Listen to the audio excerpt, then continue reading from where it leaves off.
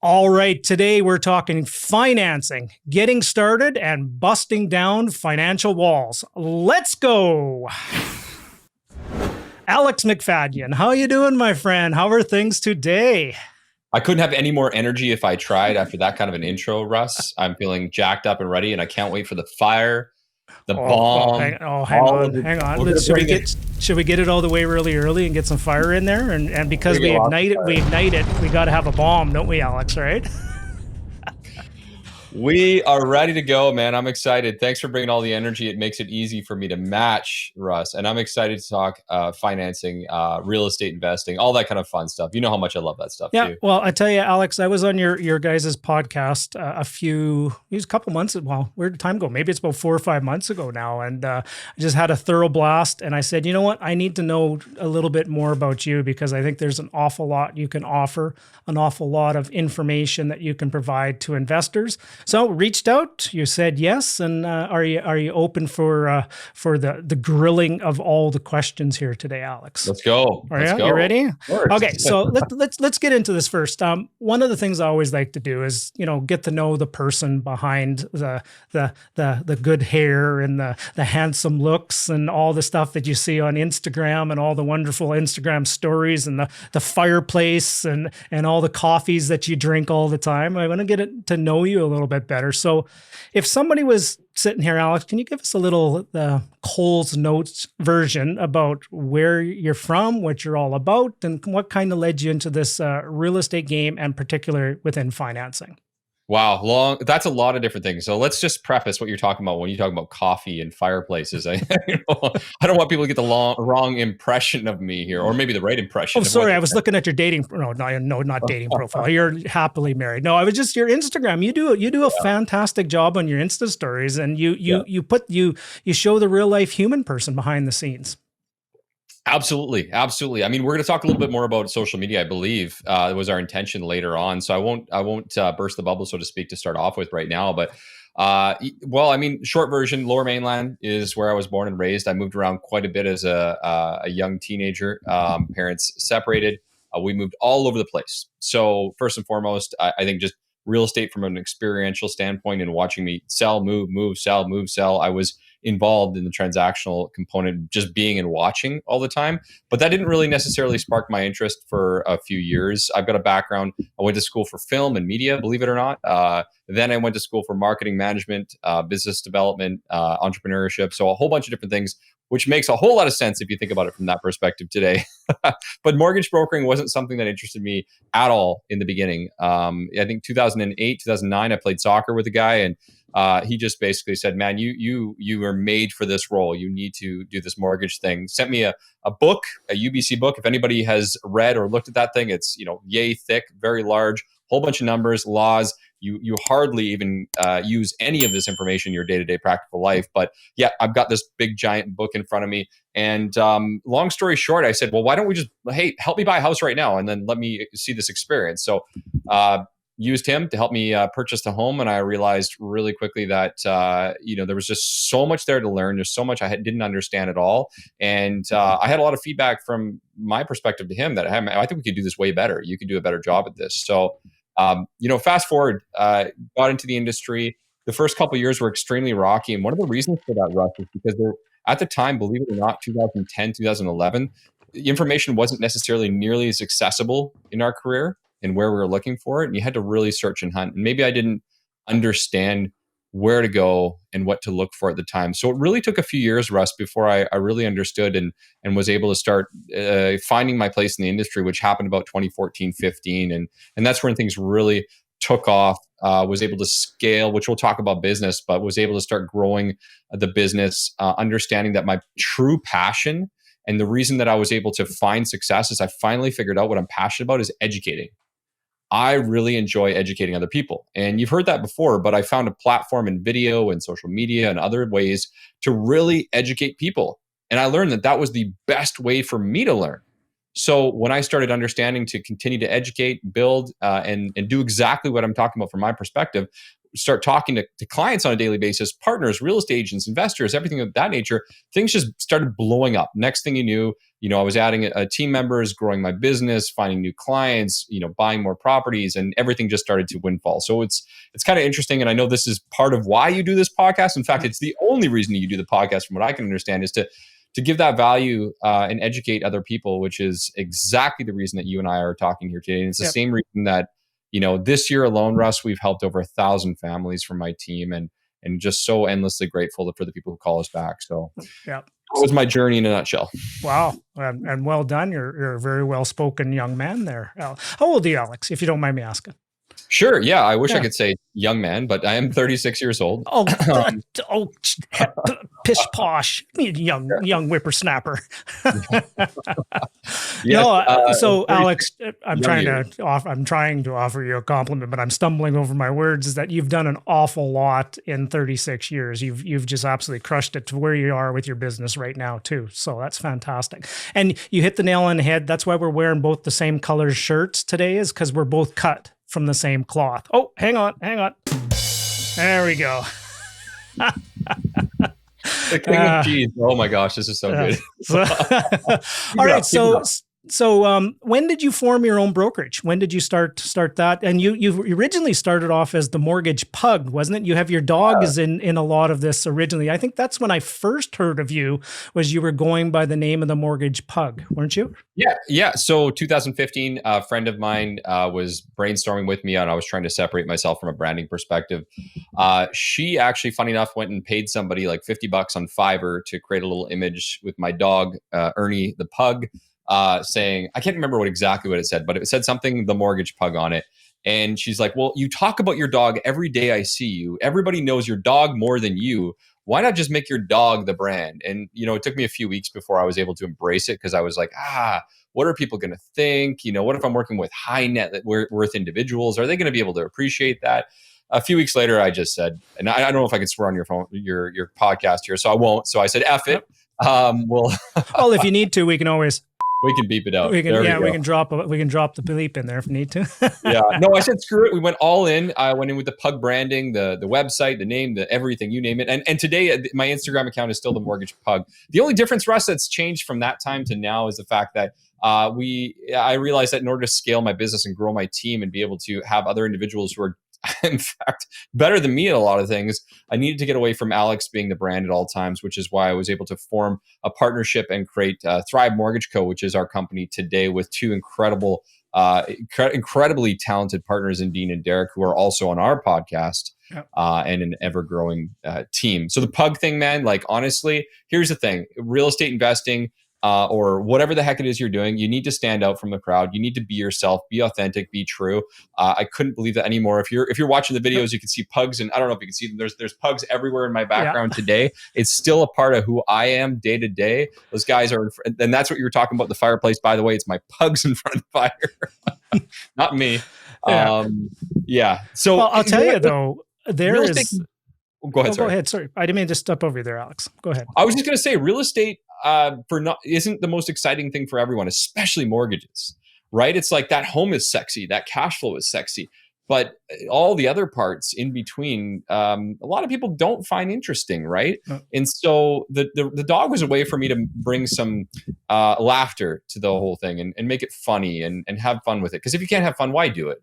Yeah. And, you're just taking a page out of, this may be a very divisive person I'm going to mention here, but Don Cherry with his Blue the dog, or we're out on the West Coast, and people on the West Coast would know the King of Floors and Sir Scruffy, where he was always in all the ads on there as well. And I tell you, some of the most impressive Instagram accounts, I don't know if you follow Mr. Bentley. Do you know who Mr. Bentley? Yeah. The flying dog, the helicopter dog. Yeah. He's my dog gets more action on Instagram than I do. And Mr. Bentley, with his millions of followers, he was actually at Whistler like a couple weeks ago, and I guarantee they got that room comped, and they were just featuring Mr. Bentley in the beds and Mr. Bentley everywhere, and he's like a celebrity. It's like, man, good on you. I 100% endorse doing that, making it real, standing out from everybody else. Absolutely.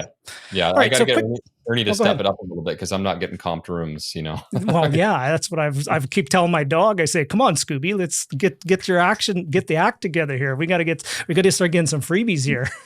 But he's good at laying down, rolling over, and getting a belly rub. But it's not too exciting sometimes.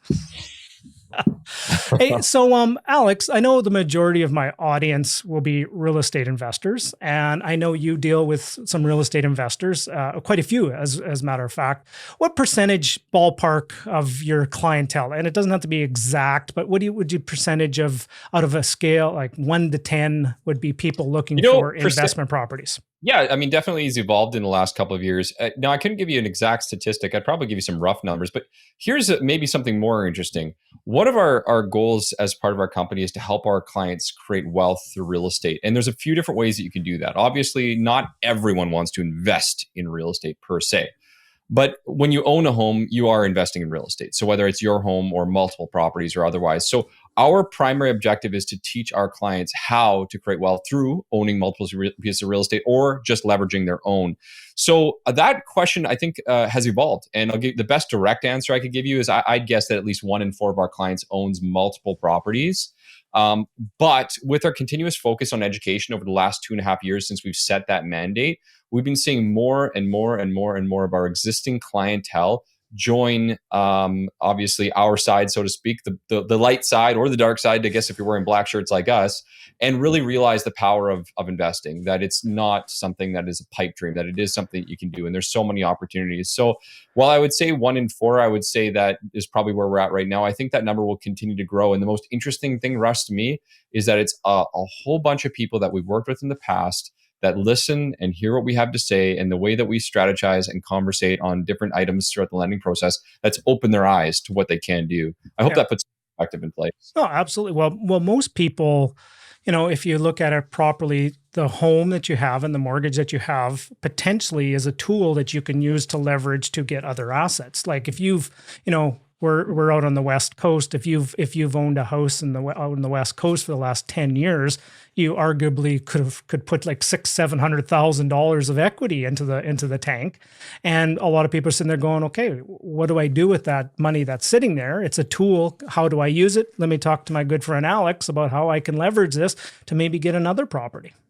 Yeah, I mean, if at the end of the day, it's like everybody listening to this knows, because most of the people listening to this have an interest in real estate investing. But what other asset can you leverage against at this kind of a cost? Nothing. Name anything. Your business, stocks, other investments. Nothing can be leveraged the way that real estate can be at this low of capital this easily.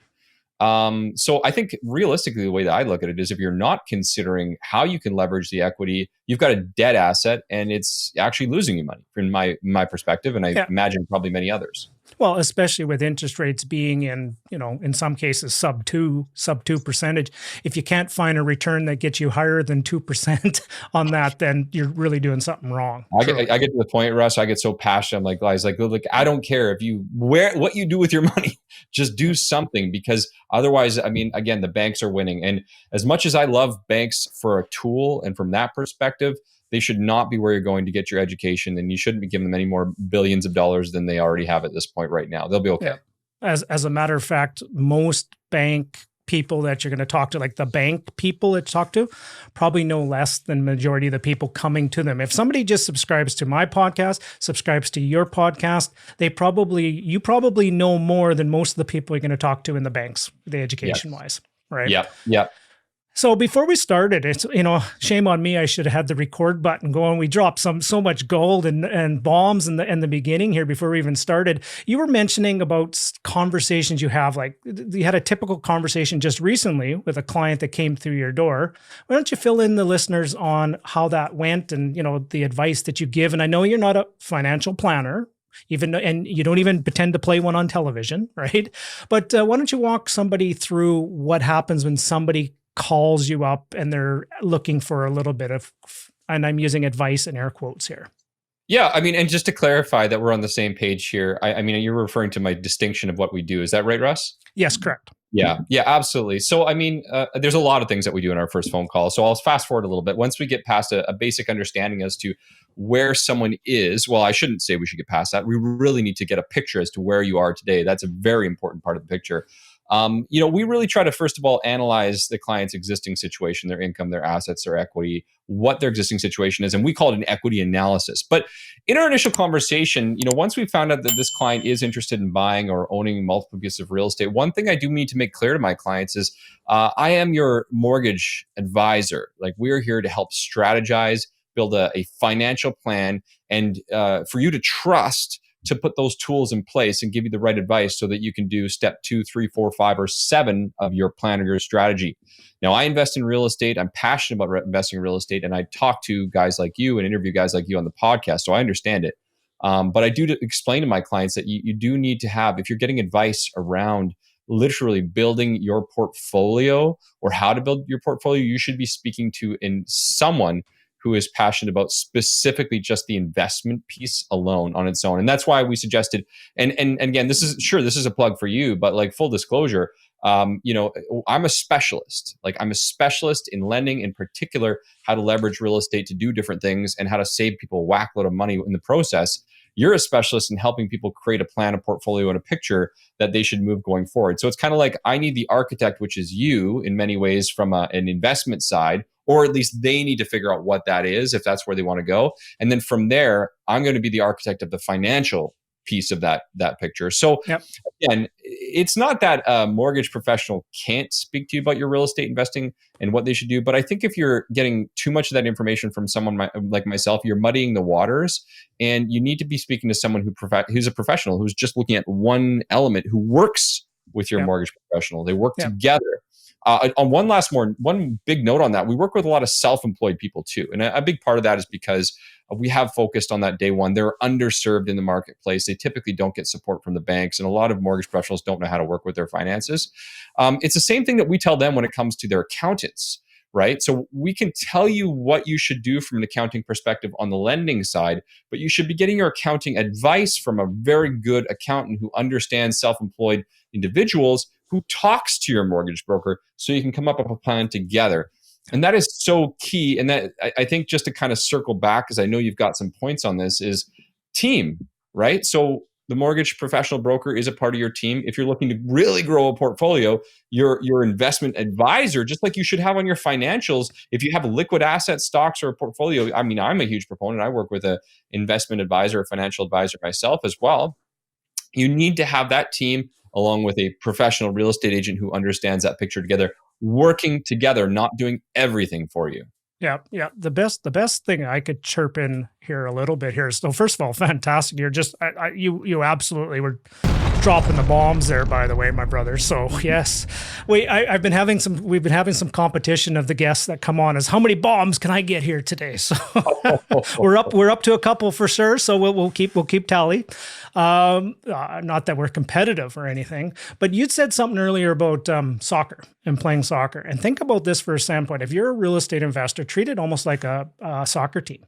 You need good coaching. You need good trainers. You need that good team and support staff around you to help you do that. I would view a good mortgage professional like a good midfielder, right? Because you can pass it up to the offense, you can work it back to the defense, you control some of the financing as it kind of moves forward. You need a good striker, you need a goal scorer, you need a good goalkeeper, which is your tax planner, right? So you just, each position on the soccer pitch is, and I'm using the soccer analogy because I've been watching my Ted Lasso lately, and I'm very up on all my soccerisms, or I should say my football isms, if you will. So would that land as resonate with you as what you just said there?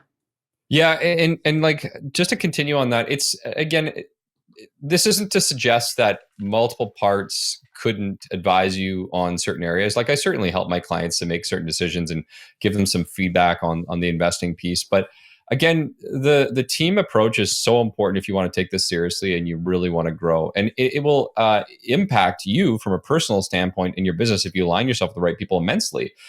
We talked a little bit about my business earlier and what we do. And one of the challenges in our industry, Russ, is that people try to do things on their own. So like, a mortgage broker would try to do everything from start to finish. I think maybe 15 years ago that could be considered, a professional thing to do or acceptable. I've never looked at it that way. I'm not good at everything. If you send me 100 documents and ask me to review every single one of those items, I'll lose my mind. I've got a team of people who are dedicated specifically to getting the information that I need to execute a strong decision so that I can focus on strategizing, which is where my best skills come into play. Not just mine, but my team members and otherwise. So again, if we're just using the analogy of growth, I've been able to leverage incredible people in different positions, pay them and help them support their families, which in turn provides a substantially better experience for the clients that we work with on a daily basis. Same thing in my investing portfolio, real estate, etc. I don't do all of these items. I find people who are exceptional. I make the decisions based on the information that they provide me and other information, and then execute, which is how you leverage. People get stuck because they try to do and know everything. Yeah, well, many people who follow my channels will know the book reference that I'm talking about is called Who Not How, which is Dan Sullivan, which is probably, you just described it perfectly in there. And guys, if you've been following along my podcast and you still haven't read that, that's your first action step. Write it down, go read it, and not only read it, implement it into your life, because that's what Alex is just talking about there. Okay, so let's what changes, you've been in the business for a while now and you're growing and scaling. What changes do you see in the mortgage industry out there? And I use the term, and pardon the term about things are changing in dog years now. Things that used to take 7 years to change are now changing in one. So how's that for a tie back to the the pug, if you will? And what changes are you seeing in the mortgage industry right now? Oh, geez.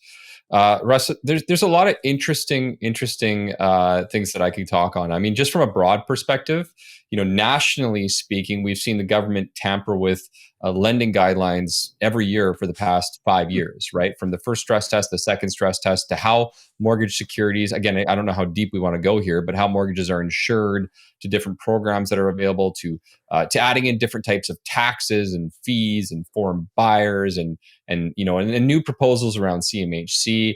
Russ, it's never ending. One thing is really interesting to me is people look at mortgages as from the outside looking in. They say, "Oh, that's so boring. Like, what do you do? What do you?" It's like, no.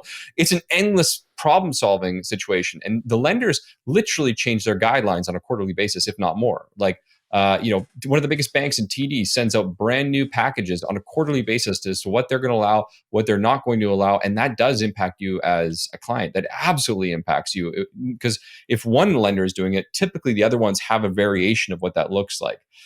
So looking back, 7 years to today, I think a few things really quickly, Russ, just kind of digging way, way back. The free ride is certainly over. Everything needs to be substantially more well prepared and documented. And that's why I said preparation is so important in the team you're working with, because I'd say, 5 or 6 years ago, everybody could just get a fake rental agreement, and not saying I recommend that, but they did it. Or just get an appraisal for market values. They didn't have to claim their taxes, and it would be acceptable from almost everyone. Again, crazy for someone who's doing this today, who's on top of it, to think that. But that's what it was 6, 7, 8, 9, 10 years ago. There wasn't the same limitation on a certain number of doors and all that kind of stuff. Now, what I will say is that this actually has worked out to be a good thing in many ways for investors. They just don't know it yet, because it allows you to treat your business, your real estate business, because it is a business, as a business properly. Run your numbers correctly, verify the information, work with professionals. So it actually works out to your benefit in the long run, even if there are different challenges. And you definitely need to spend more time strategizing.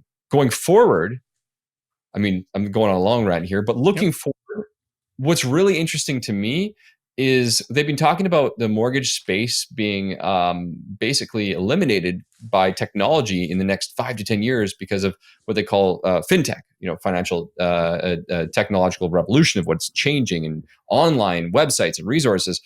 Guess what? Unless you're a AAA, 5% down, perfect credit, perfect situation, first-time buyer, it doesn't work very well. And in fact, what the stats have shown is that people actually don't follow through the full process.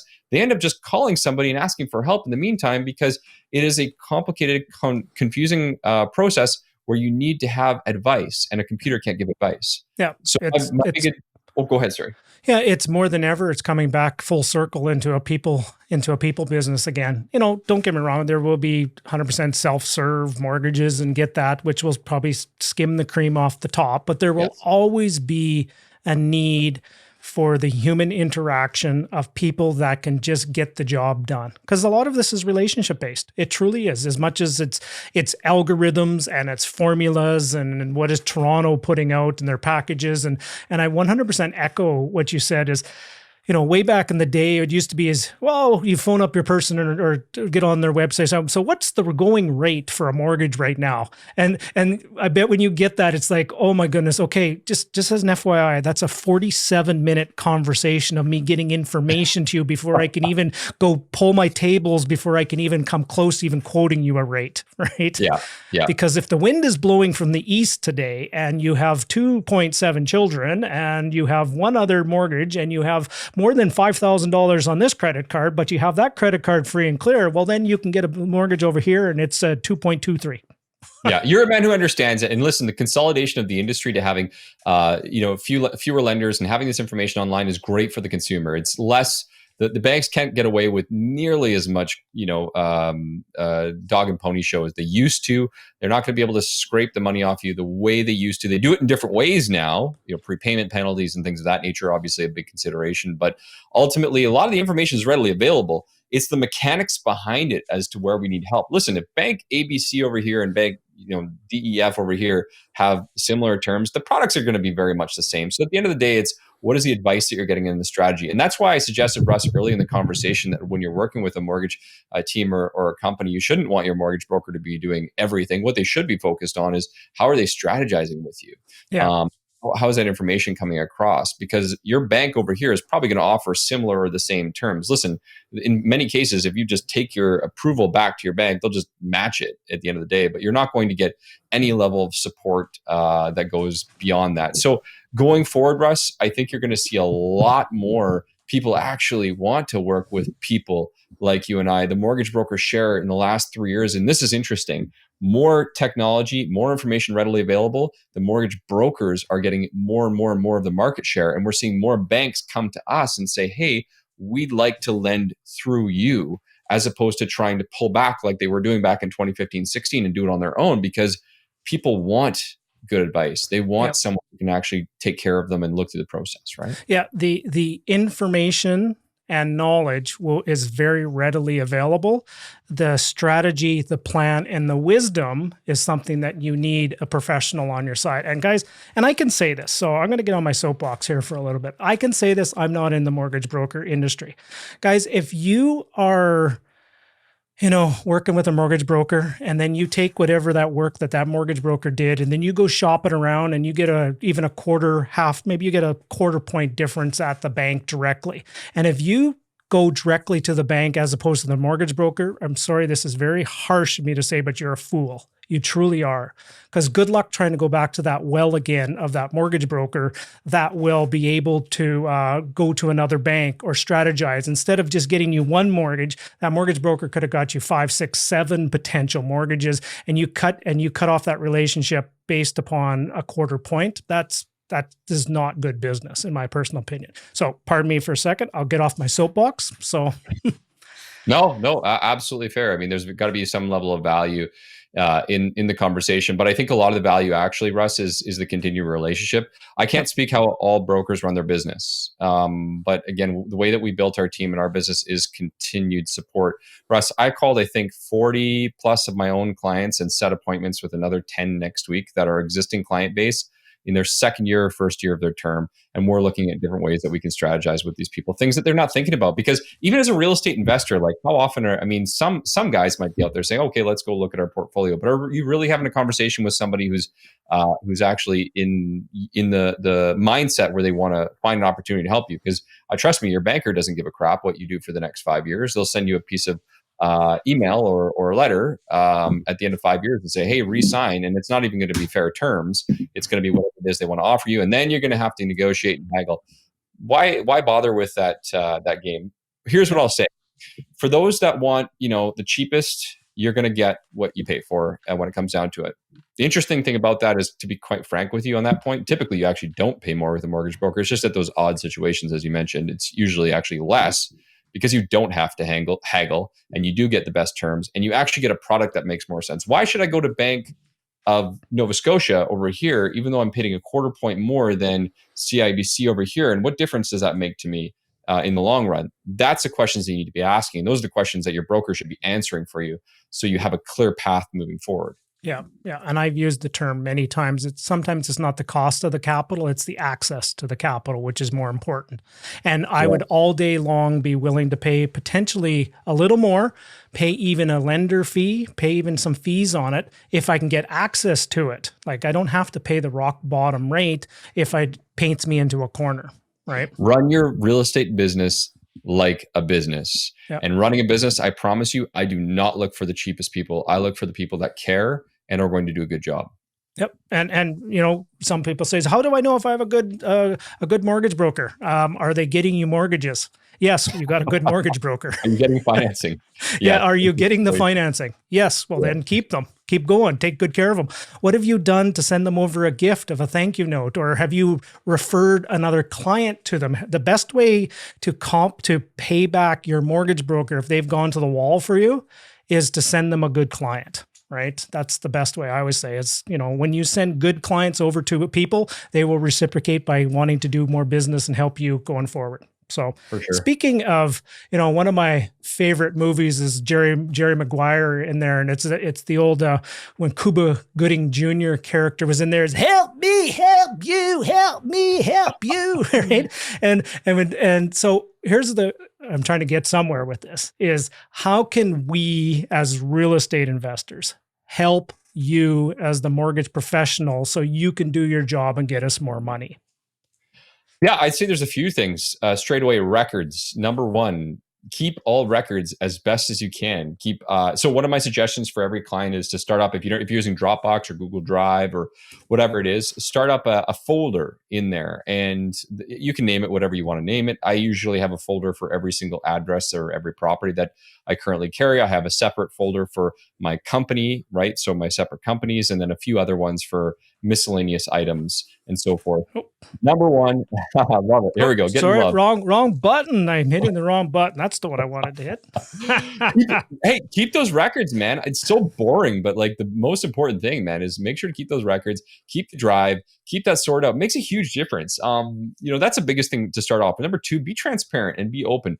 Don't try to hide something from us, because at the end of the day, we're going to find out eventually from asking or looking at your documents. If you give us the straight goods and let us know right away what the problems we're facing are, then we know what to attack. I've had way too many people reach out. They don't tell us the story. We get into it, and 2 weeks later, we find out after ripping through their documents, oh, what? You just got laid off or something. And they did decline to tell us that, or they just bought another car, or I don't know. There's a whole bunch of different things. But at the end of the day, tell us everything. The more you tell us, the better. We're the ones who are trying to help you build a plan so we can present the best story so you can get financing from X lender, right? So start off there. The second thing is, I guess the third thing here is be open to different options. We talked about different costs and expenses and fees and so forth. There's lending products that are out there that you would never typically get from, someone who isn't creative. And sometimes, again, as Russ mentioned, there are some fees associated with it. But know the numbers and make sure they make sense for your situation. What if there was a situation where you only need the funds for 3 to 6 months, and we might maybe recommend a private lender or a private institution? Well, the first thing people say straight away is, well, the rates are so high or the fees are so high. But if you break it down in many circumstances, hey, you can get access to the capital because you're only holding it for 3 months. There's no prepayment penalty at the end of it, obviously, which has to be part of the consideration.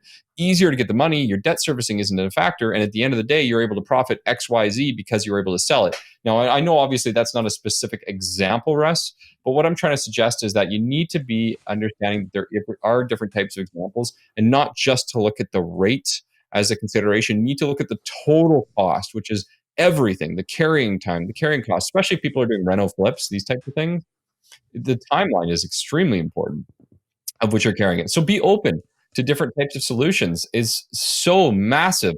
Beyond that, I think the biggest thing is have a conversation. Let us know what's important to you. What is your plan? What are you trying to do? Get clear. That's why you're talking to a Russ, because if I have no understanding as to what you're trying to buy, why you're trying to buy it, and how long you want to have it, then it's very difficult for me to prepare a scenario for you to go do this, right?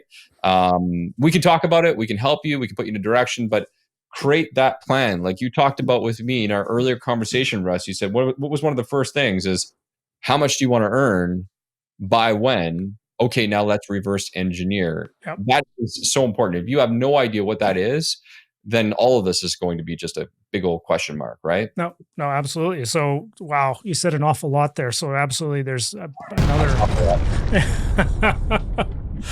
Okay, so I had to do that because I have to try to. I'm trying to bookend this. So really, how can we best help you? Is we can help you with full disclosure. We can help you with being organized and being prepared.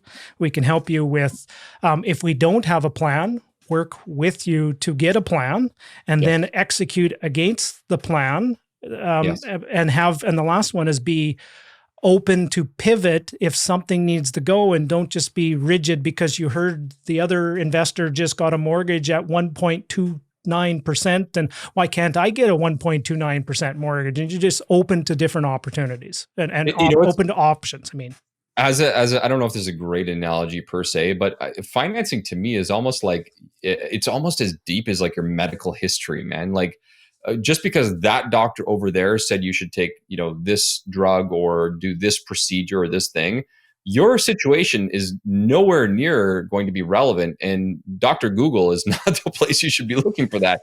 And I know that might sound corny, but legitimately, that is exactly the way that we have to consider it when it comes to your financing, man. Like your assets aren't identical. Your job isn't identical. Your past history isn't identical. Your properties aren't performing exactly the same. You're not going to be exactly the same as Bob across the street just because he got X rate or terms. That doesn't mean you can't get it, but that means your expectations should be in line with what your strategy and your goals are. And I think, that's huge, man. Like that's huge. Expectations being set. Interestingly enough, I know we're talking about the doctor thing, but I work with a lot of clients who are actually doctors. And that's one of the biggest challenges that we have is that Dr. Bob is in a group chat with Dr. Jane over here, and they say, hey, I got this, I should get this. And they get all frustrated when the same person can't get the exact same thing because they're both doctors. It's like, no, your situation is unique to you. And you need to treat it as such. So I don't know, it's kind of a corny example, but it happens all the time. No, absolutely. And I'm going to put a bow on that and make sure you work with somebody who does hundreds of these transactions, not somebody who's doing ones and twos and threes, or your brother-in-law just got their mortgage license and now you're trying to take your portfolio of 5 properties over to your brother-in-law and they're going, what am I supposed to do with all this, right? Deal with people that have dealt with this. Okay, so the average mortgage professional in Canada, so I can't speak to bankers because I have no idea what the stats are on the average banker or what do they call the terminology in the branches. But the average mortgage broker in Canada is doing less than $2.5 million of lending volume annually. That works out to basically 7 to 10 transactions. That's average. Okay, so the median could be closer to 10 million maybe. And actually, believe it or not, that is not the median. That is above the median. But if you look at it from that perspective, that's someone doing 20 transactions a year. Okay, my team, which is 3 advisors, which each of us serves clients, we've helped over 700 families this year alone, which means each of us has helped over 200 people and had a chance to see that just this year in September, as of August 31st, actually, just in case you're wondering, of 2021. And I think the key to all that is we see so much. So when shit goes sideways, when things aren't working out, it's like, okay, I know what to look for here. Or, hey, no, that lender's no longer doing that. We've seen this lender over here. We've lent with over 60 lenders this year, Russ. In channel, out of channel, private, sub-private, prime, you name it, all these different institutions. And someone said to me the other day, and they said, how do you know all these different things? How do you know about the fact that, Cumberland is an up-and-coming town for commercial property? And how do you know that this lender or this bank is no longer offering those terms? I just found out. And these are in industry people. And I say the reality is because I do this all day long. I'm a freaking geek. We give a crap. And I shouldn't even say I, because my whole team is a bunch of nerds that just cares about continuing to learn more and how we can help people. Yeah, it truly is a pendulum. And usually one of the questions I always like to ask is, who's lending now? Like, who is the lender du jour? But honestly, and I'm going to ask you that question anyways. Now we're going to date this. It is late season 2021 because the pendulum swings back and forth, and we're gonna preface it. But just understand, guys, whatever we're saying right now, things do change. And honest to goodness, banks, typically when they lose appetite to work with investors sometimes, and then sometimes when they Yes. have more capital, they have more appetite. So it's just truly a pendulum. So who's investor friendly in your world right now, Alex? Well, let's touch on that really quickly. The appetite piece. A lot of people think that, hey, every bank's going to lend me money because I have 20% down on this property. Banks and lenders do not want your rental properties. They don't want it. They want your AAA owner occupied homes because you'll never default on it. There's a whole bunch of other reasons behind it beyond that, but they actually don't want your real estate investment, believe it or not. That's not their primary interest. That's not their primary goal. Okay, who's lending right now? I mean, we know the big names in the channel, and thankfully they've continued to be maintained, which are Scotiabank. We all know that. There are some lenders that are offering some new unique things that are coming back out with some different products and solutions. Like TD Bank, for example, has been very limited in the last couple of years because they put some restrictions on their line of credit and debt servicing. Well, they've just recently announced they're coming out with some new products which are going to be both homeowner and investor friendly in the end of, I think, November is when we're expecting that. So that should be interesting. HSBC has been not necessarily investor friendly for a long time, but they're slowly trying to work in some guidelines. So we're going to see that come in. There have been rumors, so we're talking about up and coming. We're just giving you guys the inside scoop here. National Bank is looking to make their way back in the fold. But where are people going right now? I mean, your conventional banks and institutions like Scotiabank, a lot of alternative financing right now. Russ, when you can get an alternative mortgage with an alt lender that'll allow you to go up to 60 or 70% debt ratio when compared to a traditional bank at 44%, you could borrow a lot more money at rates of 2.5% to 3% for a B lender, which is crazy. So we got about 4 or 5 on the plate there that are leveraging to do alt lending. We are seeing some clients start to get a little more creative in the small business and back channels through commercial lending. That's probably maybe a conversation for another day, Russ, because that's a deep one, and we could go down a rabbit's nest there. But I guess what I'm trying to suggest to you is a kind of off the initial cuff of that question. I'm like, well, a lot of people are lending right now. It just comes down to what is it you're trying to do, and where are we going in the future? And the other thing is you dated this, thankfully, but there's always changes going on. Like I just mentioned, like, hey, TD might be coming back a little bit, whereas they've kind of stepped back for a little while, right? Yeah. National Bank has been out of the broker channel for the better part of 2 years. Well, they're coming back. There's rumors that BMO's coming back. You know what I mean? So we're going to see a lot of interesting things come down the pipe. But the good old trusty Scotiabank is still one of our top as far as the conventional banks are concerned. Great product, good turnaround times, and they've become a lot more friendly again since that whole COVID kind of slowdown occurred. They're kind of back in the fold, so to speak. Well, think about this for a second. Truly is okay. So us as real estate investors, and say you have, as a real estate investor, you have a fantastic year and you buy, I'm going to make a number. Let's say you buy 40 properties or more, right? And that's a fantastic year. Yeah, and maybe you analyze 100 places. Okay. How are you going to keep up with, as the real estate investor, with all the changing in the lenders and all the different policies and things like that? Why not work with somebody who has done over 750, helped 750 families, that deals with more than 60 lenders over the time? And that's your job, is to figure out, to be on top of all these changes that happen, because that's why we have smart people like Alex on our team to go have this conversation about who's lending now, right? Yeah. And honestly, when I started getting down that rabbit's nest right there, Russ, I started realizing, holy cow, there are a lot of different lenders who are lending right now. It's just going to depend on what we're trying to lend for and what the situation is. There's tons of great options out there, Russ. It's just in areas like you mentioned that you would never guess. And I couldn't even, like, if I wasn't on top of this so frequently and doing so many of these transactions, I would probably blow my mind out trying to figure it out if I was just walking to the fold. So yes, you probably want to talk to somebody who's doing this all day. Yeah, absolutely. Quick question before we transition into a different topic here. Fixed versus variable, where do you kind of sit on those? Yeah, I mean, okay, so here's the thing. Let's look at statistics. The average, not even real estate investor, but the average consumer breaks their mortgage at 38 months. So when we look at the cost of borrowing right now, actually, I'll have to preface because this is all date-based, right? So week by week, it's been changing a lot. We saw the bond yields increase recently, which means fixed rates have bumped back up a little bit. So I'll preface by saying that. Variable is the way we're going right now, 100%, not even a question mark. There's just no question. With the appreciation that we continue to see in the marketplace, guess what, Russ?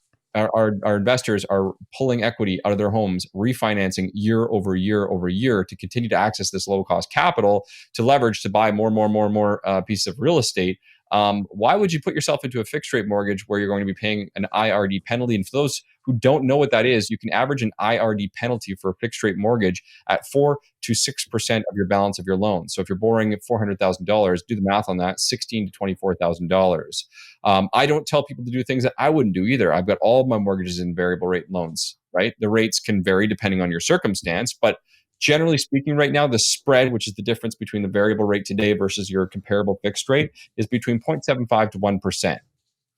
Now, let's get a little bit more geeky. If we were to say over the next 5 years, because again, if we looked at the 0.75% spread as an example, over the next 5 years, if rates run up a quarter point every 12 months, so at 12 months, went up a quarter point, which is possible, very likely, in fact, and then another quarter point, another quarter point, another quarter point, you're almost guaranteed, unless it accelerated much faster, you're guaranteed to come out in the black. You're still coming out in the black over the year term, with the difference between the lower payments and, of course, the reduced interest cost, even if it went up 4 times. Not to mention, if you break the term early, guess what? You only owe the bank 3 months of interest, and then boop, you're out to another lender, just like that. Between you and I, it's getting hot in here, brother. Yeah, it's just like, again, and the thing about it is that's not an opinion, that's a fact. Yep. That's a fact. Absolutely. And I know the stats may have changed, but the last time I seen it, I think the numbers were almost 96% of the time variable outperformed a fixed rate, 96% of the time. There was only very minor times when they were in there, but the main thing is just having that flexibility. If you wanted to end it early, sell it, refinance it, payout penalties alone is just the one reason to go that route anyways. Honestly, that's one of the biggest things we tell everyone is like, most people don't make it to end of term, Russ. Most people don't make it to end of term. And especially the investment clients we work with, they almost always are trying to tap into the equity. Okay, how do I take this money and move it over here and take this money? And sure, you can get a HELOC, but a lot of times you need to re-amortize a loan to help someone qualify. And if you don't know what that means, if you're listening to this, basically, if you have 25 years remaining, you have a certain payment required.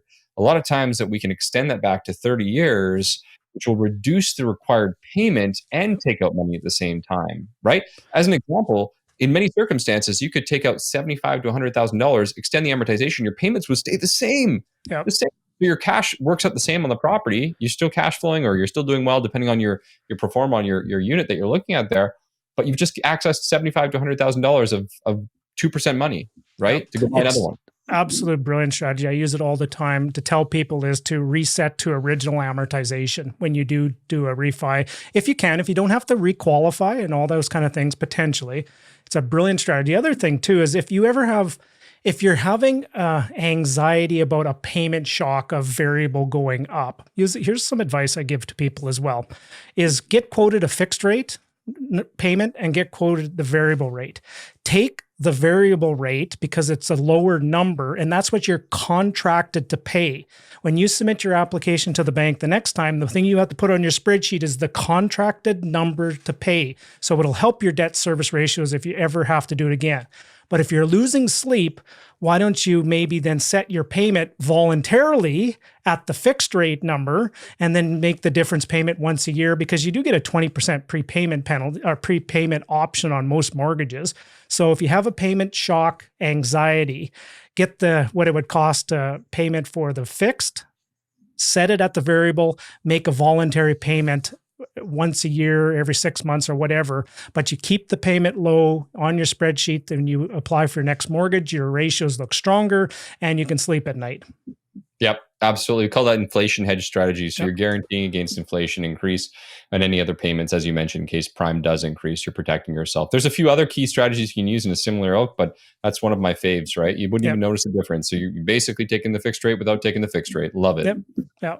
And the key is that you voluntarily make it, not contracted to make it. Because if you're contracted to make it, that's the number you have to put on your debt service ratios for any future financing.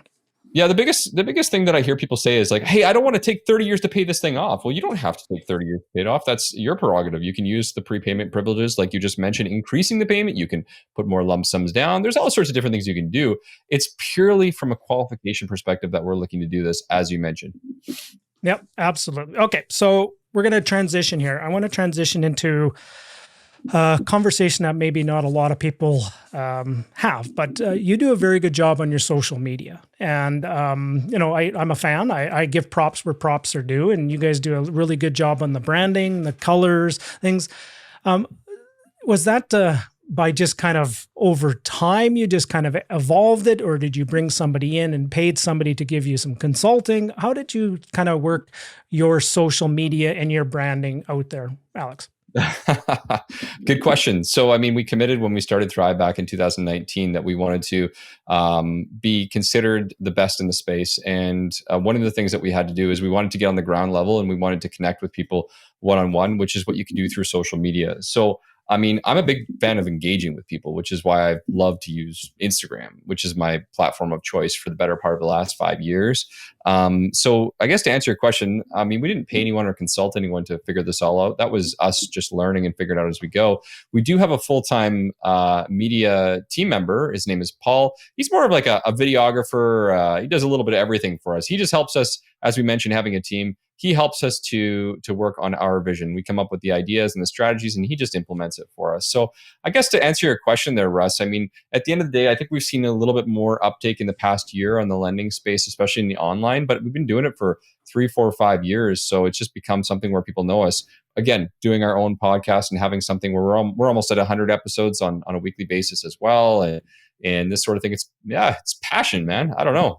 Other than just learning and figure it out, we're definitely not pro Instagrammers. We're definitely not pro Facebookers. We just use it a lot and make sure to get good, valuable information to people consistently so they can rely on us and connect with them. Yeah, like I just pulled up on the screen here for anyone who's watching this, you'll get the visuals of it. Like I said, you guys do a fantastic job with on point with the colors, the branding, the videos, everything. Your YouTube channel is on point with all of that. Your Instagram, which I pulled up earlier, it's just well done. And I just wanted to just give you guys some props for that.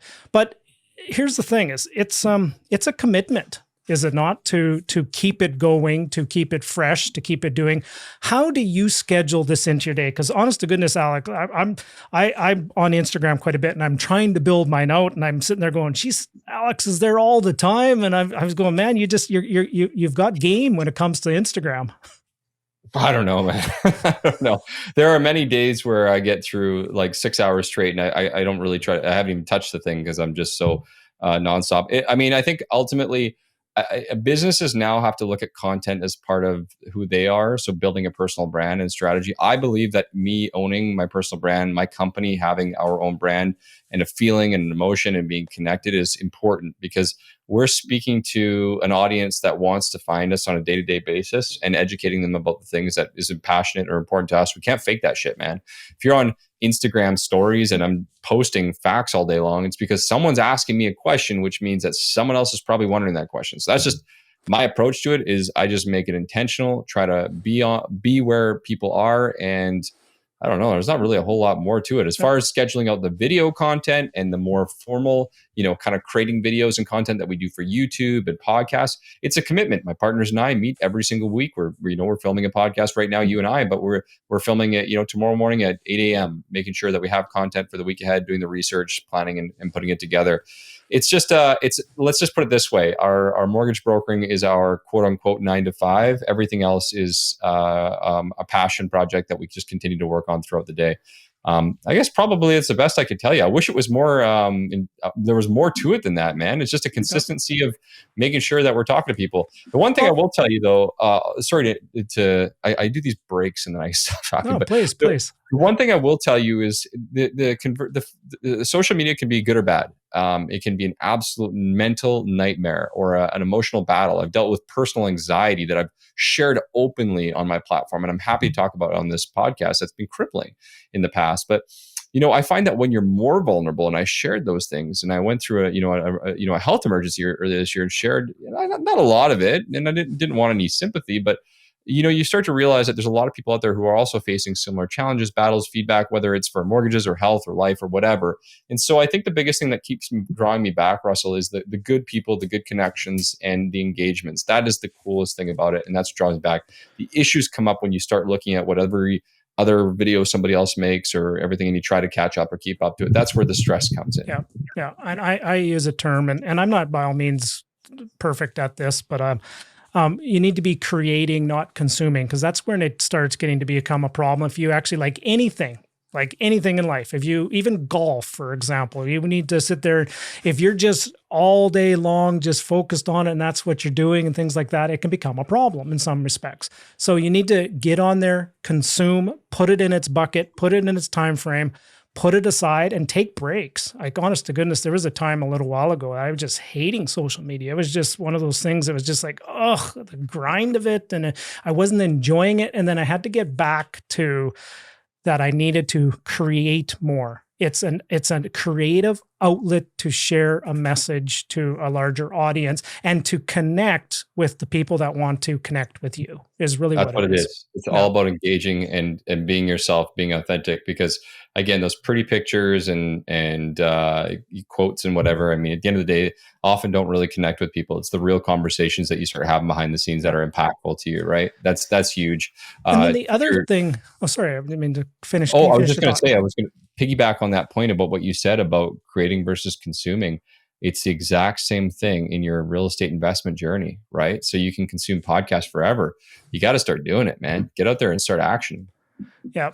Now, and when, as you were talking about it, it came to mind was, I think when sometimes when it comes to social media, in some cases, some people are overthinking it. And I'm when I say some people, I'm looking at myself as I'm overthinking it. Is sometimes you just have to do it. It's like you put an hour in your calendar, and what you're doing is you're going on there to connect with the people, to respond, to make your one or two posts, and then put it aside, right? And you just need to it's something you just do. You don't think about it. No different than if you're going to work out at the gym, right? For example, if you actually sat down and, okay, well, I need to get my bag, and I got to get my shoes, I got to get all this, where's my water bottle? And if you thought about all the things you have to do, you would probably just not do it, as opposed to just, I'm going to the gym to work out. Just do it, right? Yep. Absolutely. Absolutely.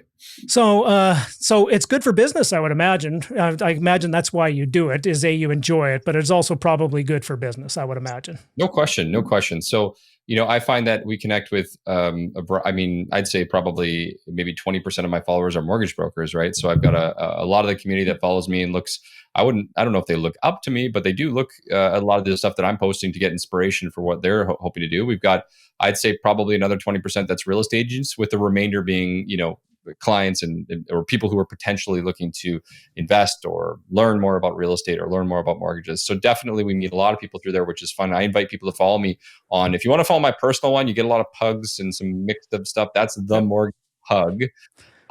If you're looking for a lot of just consistent mortgage and real estate content, I think you should follow both. The other one is at Thrive Mortgage Co. on Instagram. And those two channels, I think you'll get so much mortgage stuff, you'll never know what to do with it. But yeah. No, I strongly encourage. I follow along with everything you guys are doing. And you know what? Here's the thing. I've been in the trenches in this business for 20 plus years. And when Alex posts something out there, I sit there and go, yeah, great way of presenting it, great way of putting it there. And I hadn't thought about that for a long time. And most of the stuff you put out, it isn't fluff. You are one of the best I've seen at short, concise sound bites and to the point. You've got you speak in 15-second intervals, don't you? Yes, the stories have shaped my communication platform. Exactly. Yes. Hey, honey, how are you doing? We got to go for lunch. We're going to go for lunch. Let's go get a burrito. Okay, that's 15 seconds, right? Oh boy, I hope that's not always sad to her. But and you have to do it while holding something in front of you too, right? I do want a burrito now, though. I do want exactly. Yes. Let's head over to Chipotle, right? Yeah, thinking of a little Chipotle. So, all right. Well, Alex, Thank you very much for taking the time to be on today's podcast. And I always end off my episodes with a little bit of an inspiration here with you, Will. So here's the question I'm going to ask you if you need a little bit of time to think about it, is if somebody was feeling a little bit stuck and maybe they just needed some, a kick in the right direction, a little bit of good surefire inspiration to keep moving forward, what would you offer them? So that's the question I'm going to come in with. But before we get to that, I just wanted to thank you. Thank you for coming on today.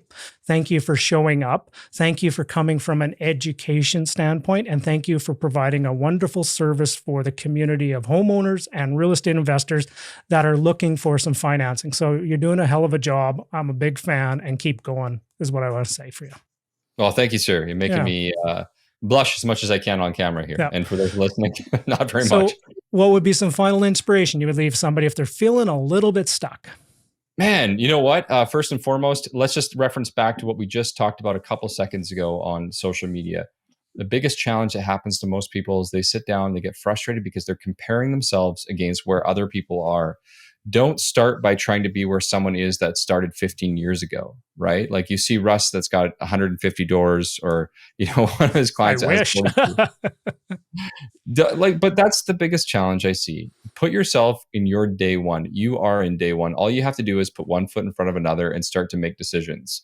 There's a few things that I'd suggest that people consider to do immediately. Number one, dream big, right? Set that goal like we talked about right away. Understand where you are right now, but do have a goal for where you want to be. Number two, don't compare yourself to anybody else's damn, day 365 or day, 720. You are day one. That's okay. And there's nothing wrong with that. Same reason we hop on Instagram and we get stressed out when we see somebody who's got all these followers or engagement or situation. Listen, at the end of the day, they all had to start in day one. You just didn't see that struggle. Investing in real estate is exactly the same way. Buying your first home is the exact same way. You got to figure out where you are right now and where you want to go. And don't feel bad about it. You're going to trip, you're going to fall, you're going to bail. It's going to happen continuously. I do it every single day. But it's not about the bails. It's about the learning process, which sounds corny. To be honest with you, Russ, it sounds so corny, but it's so true. It's so freaking true. It's harder than it looks, but it's a hell of a lot more fun when you're doing it. Yep. So, again, the fire's coming already. Sorry. Hang on. Of course. No. Just listen, enjoy your day one, enjoy your day two, enjoy your day 21, wherever you're at that darn time. You're going to have some steps back. Just keep pushing, guys. Yeah. Wow. And I can't say it any better myself. Every master was once first a disaster in many respects, but they stuck with the process. Wow. There you go. Thank you, Alex. That was fantastic. Thoroughly enjoyed our time here today. And, I also noticed you were putting together some education programs, some getting started programs, some how to strategically position your home finance or home mortgages, things like that. Do you have some details for people? Yeah, you know what? First thing I'd say is, again, follow me on my channels at The Mortgage Pug, at Thrive Mortgage Co. Check us out on there. Again, we haven't been able to do the physical in-person classes or training or anything of that nature for the better part of a year and a half with COVID, but we're finally able to get green light small groups together. If you're in the lower mainland of British Columbia, check us out, follow us on. We're going to be doing I'd say about 4 to 5 workshops over the next 4 months of really a combination of 5 key steps to building that journey and where that needs to start, as well as tapping into your home equity. Those are going to be the 2 different topics we're going to start with and focus on. And we'll be doing, again, as I mentioned, we have 2 classes coming up in early October. So literally one next week and one 2 weeks later. We plan on doing another one in November and December, and we'll continue that journey as things move forward. So check us out on there, or as always, Russ, the podcast where we're giving you guys tons of great information and value. Yeah. One more time, the podcast handle, or where do they find it? Just find it everywhere. Yes, this is a fun one, at the YVR Remo Show. That's Vancouver, a real estate and mortgage show. YVR Remo Show is where we're at. Go to our website, thrivemortgage.ca. There's a link that says podcast. Click on that bad boy. You'll find on right there. Again, search us up on Instagram. You'll find us on all platforms. So You can't miss us. We're everywhere, Russ. Well, wasn't that the name of the game, right? That's what we're supposed to do, right? And if you ever need any support or any help with any of those programs, by all means, you know where to get a hold of me. If ever I'd like to help you out with that, with your cause. Let's put it this way: the more we can help educate the community of real estate investors, the better it is for all of us, because I will be a champion for anybody who wants to better their financial future all day long. And I've got time for people that want to invest in themselves all day long. Right on. Love it. Thanks for having me, Russ. You're doing a huge service for all the people in the community. And again, would love some feedback too. If you guys want to reach out, let me know what you thought of the episode. Let me know. All right. Well, thanks, Alex. Have yourself a wonderful day. And let's get back to the rest of our day now here, my brother. Thank you, sir. Hey, I sure hope you enjoyed this video. If you are interested in moving forward with velocity, if you're interested in being a successful real estate investor, only 2 simple next steps from here. Number 1, below where you're watching this, there will be an opportunity for you to subscribe. And over here will be a hand-selected video for you to keep moving forward. Continue your journey forward. Just click on over here for that hand-selected video for you, and we'll see you on the other side. Thank you very much.